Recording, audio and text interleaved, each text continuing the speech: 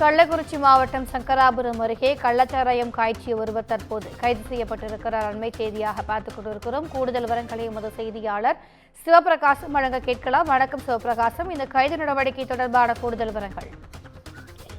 வணக்கம். கள்ளக்குறிச்சி மாவட்டத்தில் கள்ளக்குறிச்சி, சேஷசமுத்திரம், கருணாபுரம் ஆகிய பகுதிகளில் கடந்த 2 மாதங்களுக்கு முன்பு கள்ளச்சாராயம் குடித்து 69 பேர் உயிரிழந்தனர்.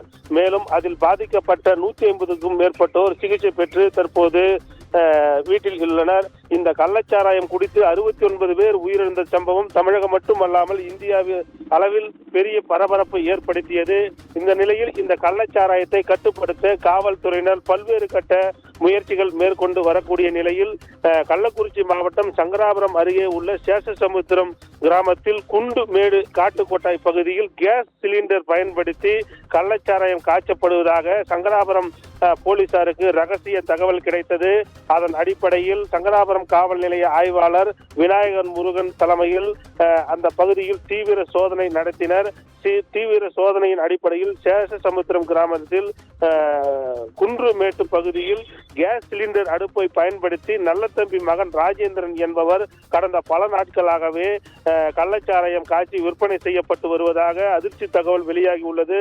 மேலும் அவர் நேற்று இரவு இந்த கள்ளச்சாராயம் காய்ச்ச மூலப்பொருட்கள் பயன்படுத்தி கள்ளச்சாராயம் காய்ச்சி கொண்டிருந்த போது கையும் களவுமாக அவரை போலீசார் சுற்றி வளைத்து கைது செய்துள்ளனர்.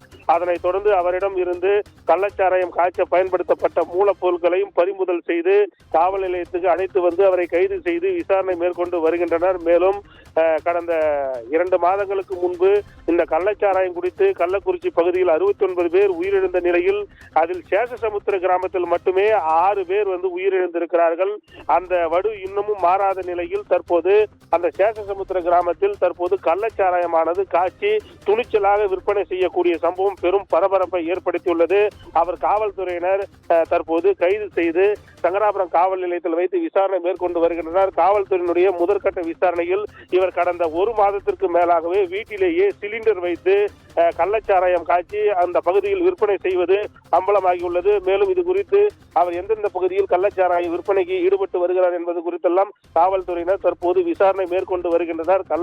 குறிச்சியில் கள்ளச்சாராயம் குடித்து 69 பேர் உயிரிழந்த நிலையில் அந்த சம்பவம், அந்த வடு இன்னமும் மாறாத நிலையில் தற்போது ஒருவர் வீட்டிலேயே கேஸ் சிலிண்டர் மூலம் பயன்படுத்தி மூலப்பொருட்களை கொண்டு கள்ளச்சாராயம் காய்ச்சி விற்பனை செய்து இருப்பது தற்போது பரபரப்பை ஏற்படுத்தியுள்ளது.